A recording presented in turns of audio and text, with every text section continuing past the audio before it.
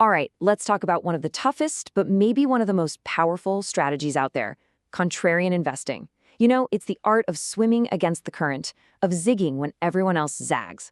But as we're about to see, it's not just about being different for the sake of it. No, it's about having a real, disciplined plan to profit when the crowd gets it wrong. I want you to think back to March 2020. The world was shutting down, the market was in an absolute freefall, and the Oracle of Omaha himself, Warren Buffett, he was sitting on a mountain of cash, being super cautious. But at the same time, you had millions of brand new traders, the Robin Hood crowd, and they were buying up everything they could get their hands on. And the craziest part? The novices were right. The market staged this historic, unbelievable recovery. This whole episode just perfectly highlights the big idea here. Being a contrarian isn't enough. You have to be a contrarian and you have to be right. And look, here's the cold, hard data that shows exactly why this is so important.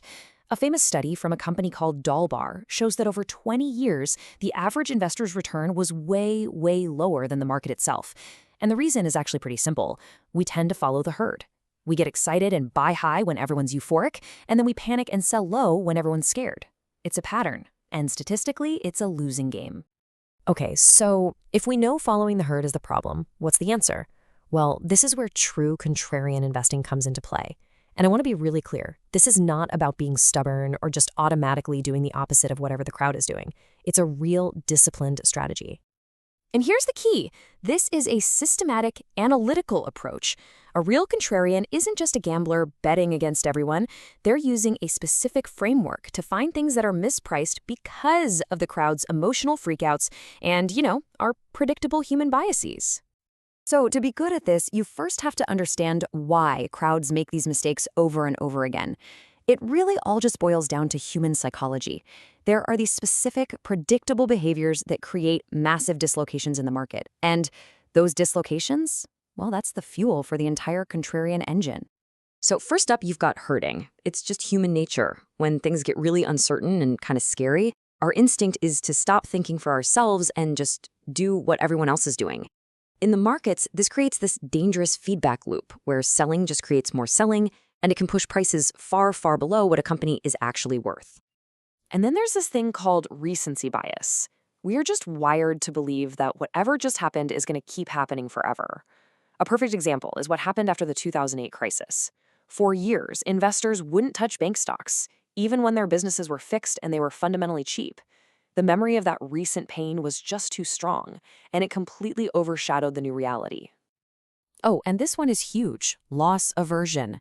All the research shows that the pain you feel from losing, say, $1,000, is about twice as powerful as the pleasure you get from gaining $1,000. It's this deep psychological quirk, and it's basically the primary driver of panic selling. People sell not because the business has changed, but just to stop the emotional pain of watching their account go down.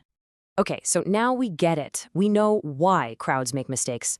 So the next big question is, how do you actually turn that knowledge into a repeatable strategy? Well, that brings us to the playbook, a simple but really powerful 3-step framework for finding where the true value is hiding.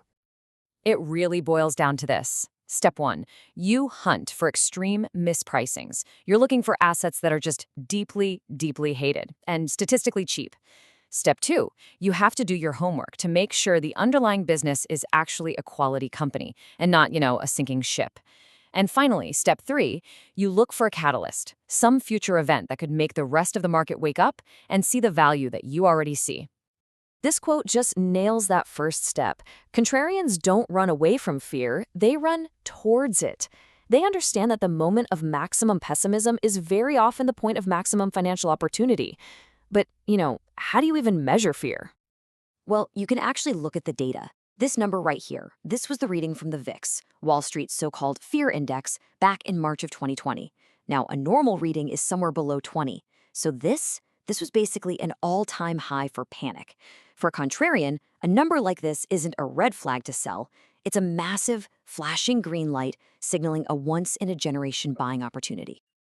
But listen, this next part is maybe the most important piece of the whole puzzle.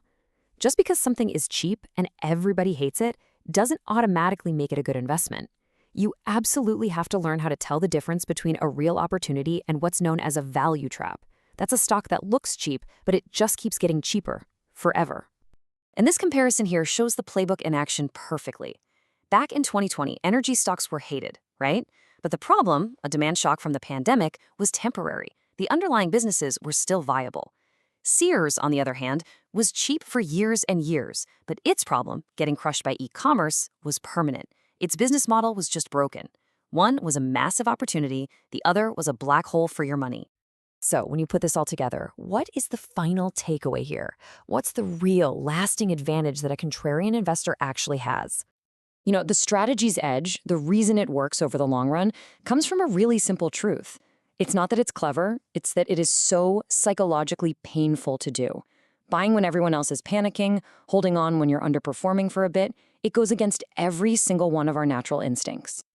And that emotional difficulty, that pain, that's what stops everyone else from doing it.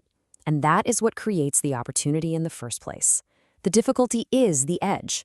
So the real question this leaves us with isn't whether the strategy works. It's whether you have the emotional discipline to actually pull it off.